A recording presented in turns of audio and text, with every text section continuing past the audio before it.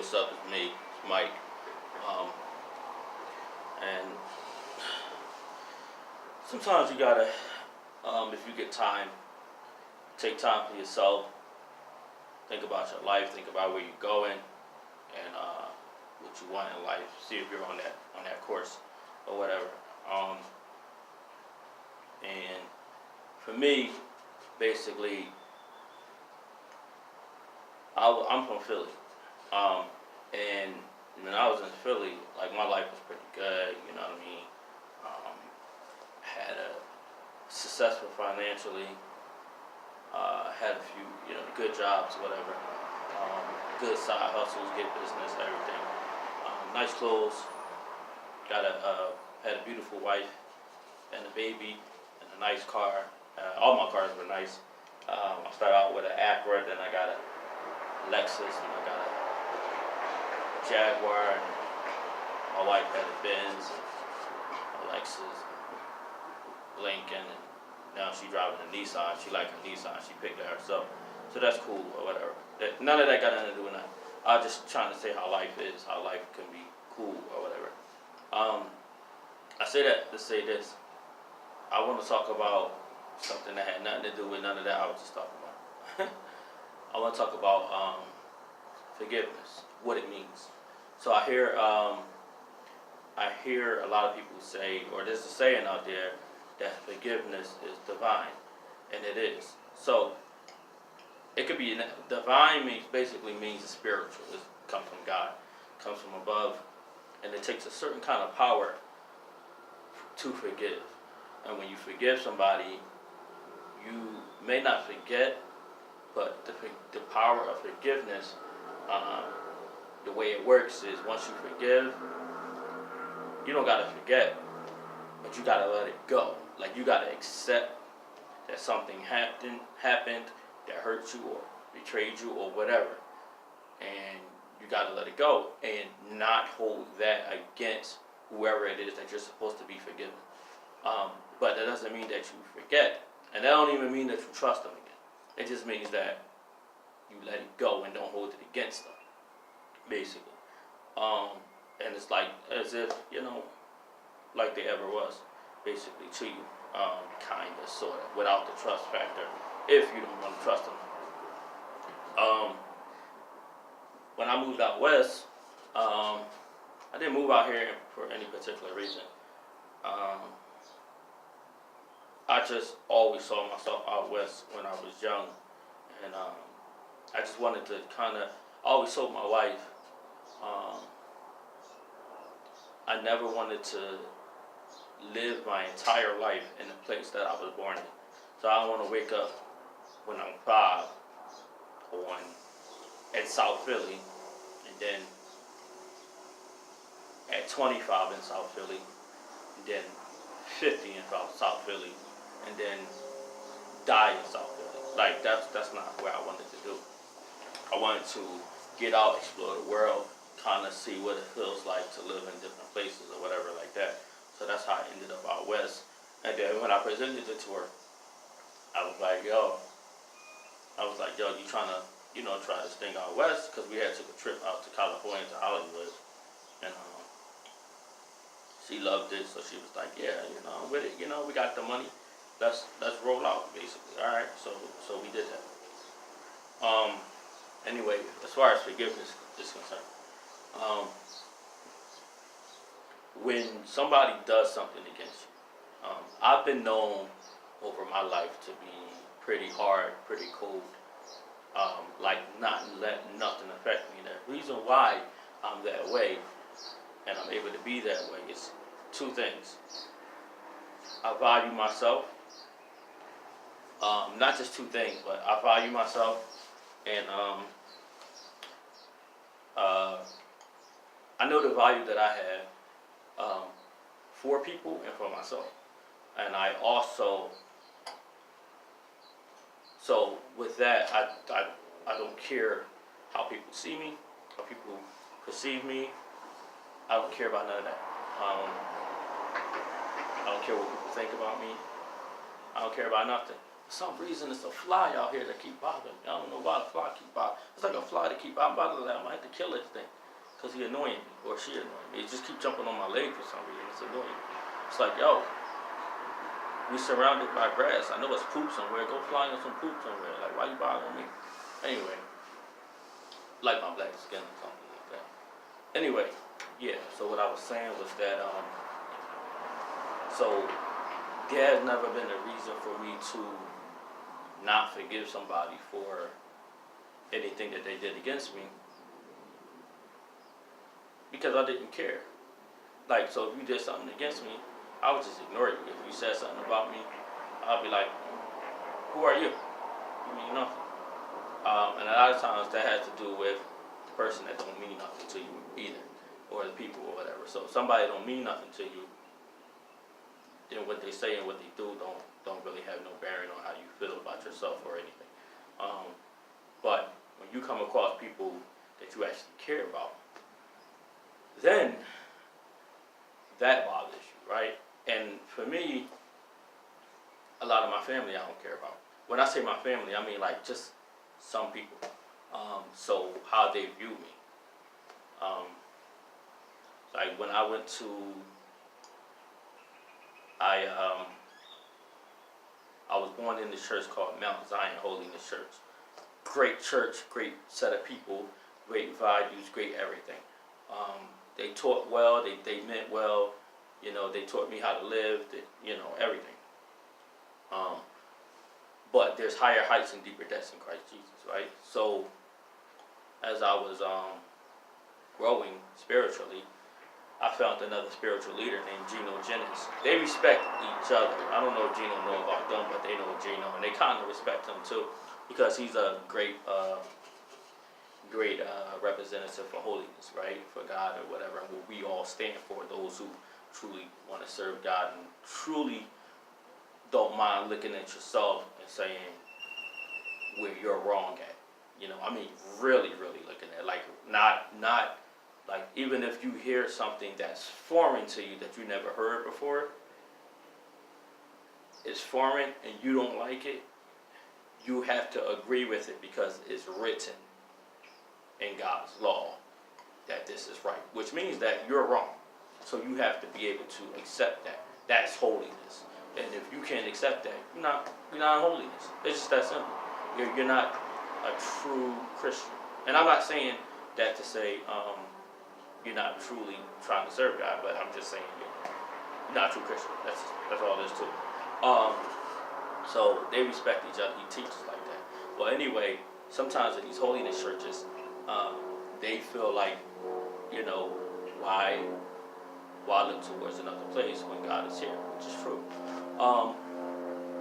But again, there's higher heights and deeper depths. So there was a lot of people that had some opinions, and that's cool, you know. And some had stronger than others.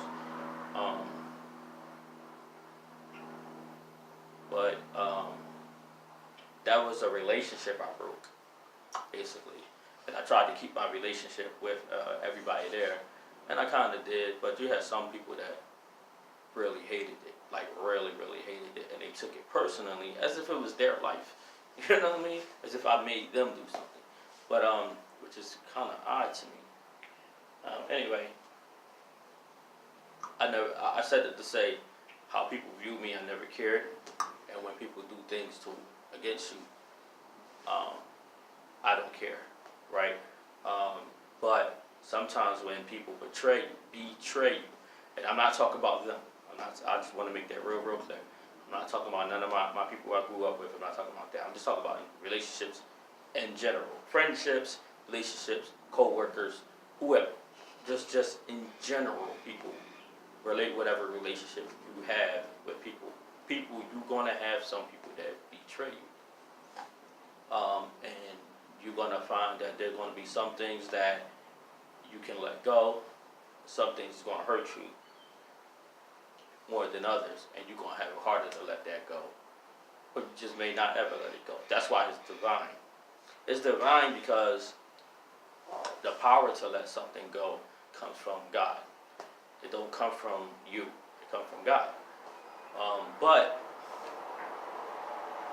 You have to find it also within yourself to let things go and to forgive.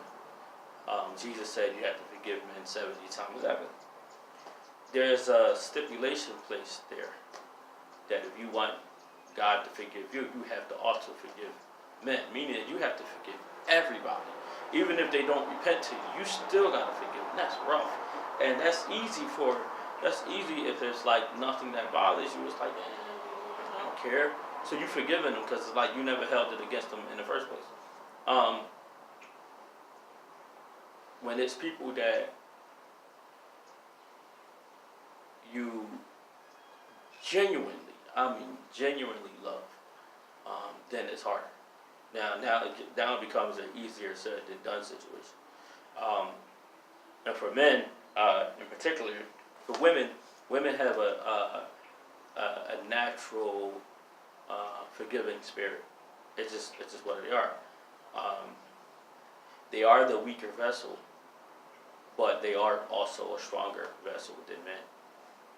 Because unlike men, they're not filled with pride. They are filled with obsession and possessiveness, but they're not filled with testosterone. They're not filled with pride and arrogance and all that type of stuff that we are. That's why Jay-Z said that in the song, but he was like, when in Song Cry, when he was talking to his girl, he was saying how he was smashing them girls, he was going to get right back. But the girl that he was with was smashing somebody else.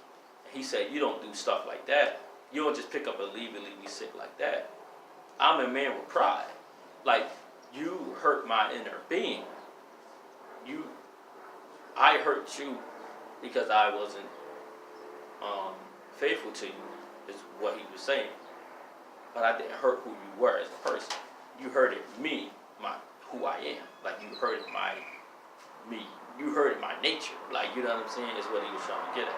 But that's the difference. Again, I'm not talking about nobody in particular. I'm just saying, like, the difference between the two natures of men and women. So it is harder for men to forgive certain things, whereas women, it's easier for them to forgive in just about any aspect. But men, we can let things roll off our shoulders and not care in a lot of aspects, in a lot of ways. And then there's some things that we just find it almost impossible to forget. Also, a lot of stuff is cultural too.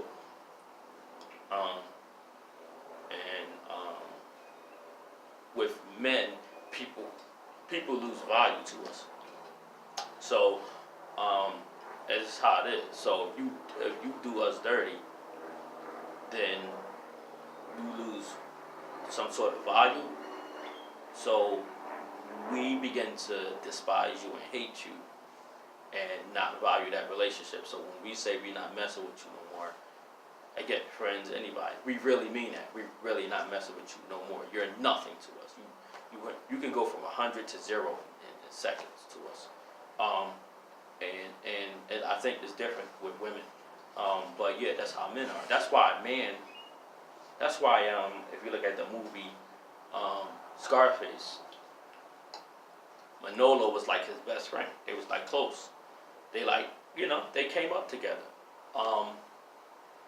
But when Tony felt like Manolo betrayed him, Manolo was at 100. And in the snap, he was at 0. He killed him. He took his life. Same thing with Godfather. You watch Godfather. When Fredo betrayed Michael, and he didn't do it intentionally. He didn't intentionally betray him. But when he betrayed him like he did, Michael took his life like that. It went from 100 to 0. And Fredo was his brother, his blood brother. And he just took his life. It was like, you are nothing to me, right? At all. And I snapped. That's how men are. That's not something that's unnatural. That's normal. Whenever God tells us to do things, if it's against our nature, if it's against who we are, we don't want to do it. It's too hard. So like I was like thinking about like forgiveness, like how hard it is. Like when I think about myself, I can forgive real easy. I can forgive really, really easy. Um, forget, move on, and be stupid and allow that person into my life again to do it again. Like that's just how I am because I forgive. And I'm cold, but on the exterior I'm cold, and inside I'm warm. That just be real. So because of my insides, the inside comes out, and if you don't know me, you only see the exterior. So the exterior is like he's cold, he's tough. You know what I mean? He you can't get over on Mike, whatever, and you can't. But the interior, if you're, is warm. A lot of people don't know the inside. So some people do.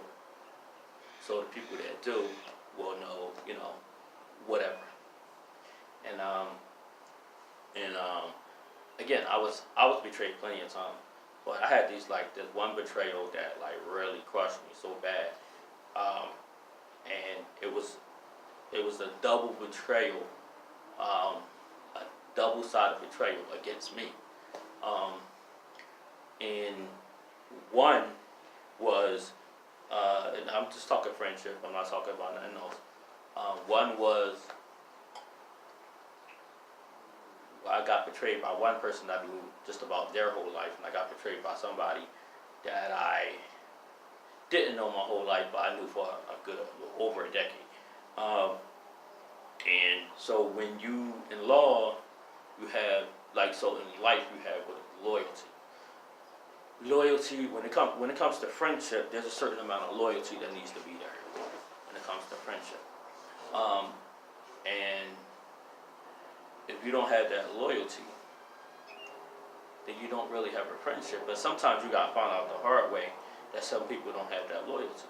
And to be on the receiving side of the disloyalty is the most hurtful thing. Because what happens is you think you have that loyalty and you go to love whoever you think is loyal to you. You're loyal to them. And some of the things that they do to you, you would never do to them. Because you're loyal, you love them. You love them to death. And you would think that if they love you the way that you love them, or the way that they say they love you, then they would never do the same thing that you wouldn't do to them. You know what I mean? Because it's just some unwritten rules that you just don't have, that you just follow. When in law, so in life is loyalty, and there's oaths, right?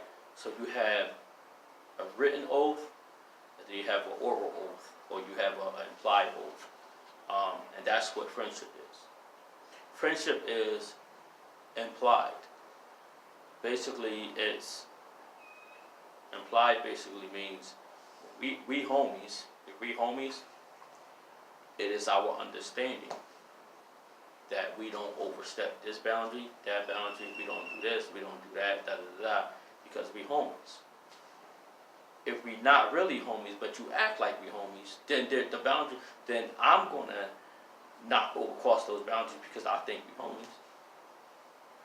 But because you don't see me as a homie, you overstep those boundaries. Then I gotta kill you. Or not kill you, but I don't want to say that. Then I gotta disown you. That's better. Not kill you. Not kill you. Let me make that clear. Not kill you.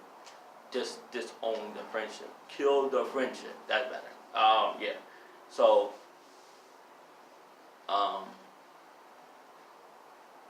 so I had a friendship, or a relationship that it was I don't want to call it a friendship because it wasn't really a friendship. It was just a relationship, not like not a romantic relationship at all. It was a friendship, but it was a relationship. I don't want to say what the relationship is because it'll be too vivid, and then the people that know me might understand what I'm saying, and I don't want them to know. So I rather say it was a friendship, somebody that I was associated with for a long time, and then they betrayed me really, really bad, and the person that it was like a younger version of me, but don't have no kind of limits or loyalty to anyone. And I didn't know that person was like that, and I should have been able to see it. But sometimes you know somebody is dishonest, is a jerk, or whatever, but you see that they're that way to people that they don't like. So because y'all two are homies, you don't think that person will be that way towards you. So it's like a different type of friendship there, where it's like, well, you're not loyal to that person because they not homies. They're only associates. They just cool. Like, but they're not enemies. They simply not enemies. So yeah, that man can do dirty to that person. He shouldn't do dirty to nobody, but he can do dirty to that person because there's no implied loyalty there. But with us, we're known to be cool. Like, we grew up together. I cut your hair for free. I mean, I gave you advice on stuff. I gave you money so you can go on trips that you couldn't afford. Gave you a lifestyle people wouldn't even know that I gave you. And you betrayed yourself. You portray yourself to be a certain kind of, or live a certain kind of life. And you are living it, but you're living it off of somebody else that living it too, but not as loud as you. Like, for instance, you got Jay-Z, you got Kareem Biggs. So, obviously, they're owners of Rockefeller, Dame Dash too, but I'm not talking about Dame Dash because he don't fit in this equation. Jay-Z and Kareem Biggs. Jay-Z's videos, Big Pimpin' and all them joints, show his lifestyle that he lives on private planes and, you know what I mean, the boats and stuff like that, the model women, everything. Kareem Biggs living the exact same life, but the difference is it's not on camera. So because it's not on camera, he's still living it, and he helped provide the lifestyle for Jay. One you see, one you don't. And you may not even see the connection. If you don't know the company, you may not even see the connection. So that's how this is. Like, that man is over there living that lifestyle. I provide the lifestyle that man is living. Again, not any fruity or nothing like that. Just a homie or friendship. But yeah. But then that loyalty that person has, somebody can, their loyalty at some point, something else can drive that person to do things that you didn't think that they could do. So once they do those things, once you do something, you get comfortable in doing it, and then when you get comfortable in doing it, you just get to the point where you don't even feel like you're being disloyal because you're getting away with it. You're getting away with it. You don't even see it. Now, for this person to be disloyal to me and dishonest to me, be in my face, consistently talk to me, consistently text me, yo, what's up? Yo, what's up? What's going on? How you doing, bro? Whatever. Like, for that person to be like that, and then being disloyal in the same space, like, call you, be like, yo, what's up? How you doing? How's the family? Family cool? Yeah, if you ever need anything, let me know, man. I always got you. You know what I mean? I got your back. You know what I mean? Whatever. I never need anything, but I'm just saying. Oh yeah. I mean, you my man. Yeah. If you never need anything, you hit me up. I got you too. Anything, just let me know. I got you, my young boy. All right. And then after they hang up the phone, go do whatever it is that they just, perform their dishonesty to, or whatever. And then that's that one person. And then I had this other person who was express loyalty. So when you in law you have implied and you have express. So implied means that implied is the basis of the relationship. So you don't have to say it. It's an unspoken rule. We homies, we cool. This is what you do. This is what you don't do. Implied. Express is saying it. It's an actual oath, a written oath. So express is saying, I will never do this. I will never do that. I will always do this. I will always be that way. That's what express is. Express is an actual agreement, a written binding agreement, whereas implied is not really like a written binding agreement. It's just an understanding of an oral understanding or understanding based on a relationship or whatever. So me and my homies was implied. You become homies with anybody, become friends with somebody. You know what I mean? You meet somebody at the gas station, you say what's up, and y'all start playing video games or whatever like that, and y'all get cool. Then the implied is you be loyal to me. You never do anything that's out of pocket. Express is if you get a girl and y'all you know you get a girl and y'all become a couple. You had a conversation. Yeah, I mean, what do you want in a man? What do you want in a woman? What can I do? What can't I do? You know, what will you absolutely not accept? When you get married, same thing, but your marriage is more like sign a license and then you make vows, basically. That's what you call express. But implied is more like you know, yeah. So anyway, and again, this express is not talking about romantically. I'm just explaining the difference between implied and implied. Basically means unwritten. Express means written, or making it verbal, or making it known. This is what I expect or don't expect from you. Yeah. So that's that. So this express agreement or express relationship or whatever you want to call it, that person betrayed me too, like in the worst kind of way. And there's certain things that, like, I say, because spiritually I say I forgive the implied one, my homie. But when I think about him, I just want to kill him. Seriously. And then, so I'm out on West. It's good. Because I think if I was back East, I don't think I would kill him. But I do think that I would harm him really, really, really, really, really, really, really bad. But killing is kind of extreme and it's too permanent. And it's not worth going to jail for. And it's also not worth going to hell for. You know.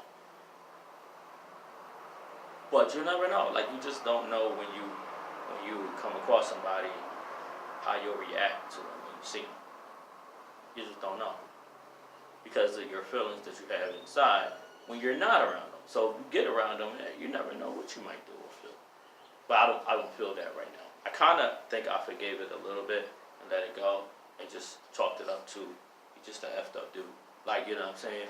And I don't need that kind of person in my life. The other one, the express one, is different. The express one is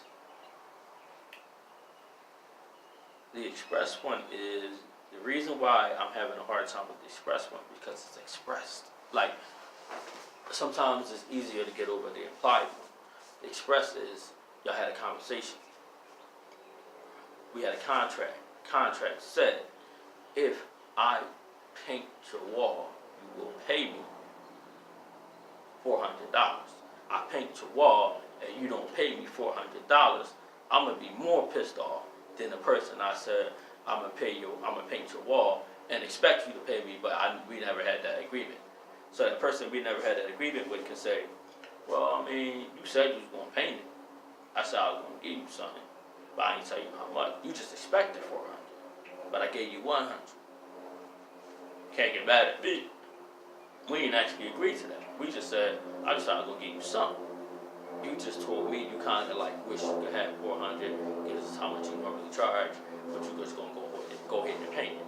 But the express one, you're gonna be a little bit more mad because there was an agreement and an understanding, and you would not have painted that wall had y'all not made that agreement. Does that make sense? So there's an express friendship, and the express friendship was, I will not dot dot dot, I will dot dot dot dot dot dot dot dot. And then that person consistently over our friendship consistently put me through hell, the one that's loyal, put me through hell, saying that I'm being disloyal. Now, because of that person's own whatever, eventually it got the best of them, I would say. And because it got the best of them, it was like, F it, I'm going to be disloyal to you. F it, I don't care no more. And the thing that hurt about that is this: when you can be disloyal but don't, and when that person puts you through hell or puts you through stuff and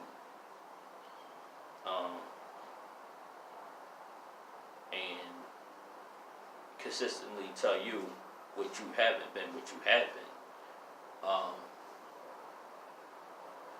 and you still be loyal, and then they go be disloyal. That's the part that hurts, cause it's like yo, like really? So you mean to tell me your insecurity got to you that bad to where you convinced yourself that it was okay for you to be disloyal because I was being disloyal and I wasn't? You mean to tell me? And then so now that you've done that or whatever, and you've seen that pain inflicted on me, now you're saying to me, now that I know it and you lost your full value of who you are to me, total value of who you are to me. Now you're saying to me, yo, I'm still valuable. I'm still the same person as I ever was. I wasn't that person. I wasn't the person that you loved or the person that you befriended. I'm still that person. I wasn't that person when I betrayed you, but I'm still that actual person. It's just that something overtook me. Whatever, but that, like,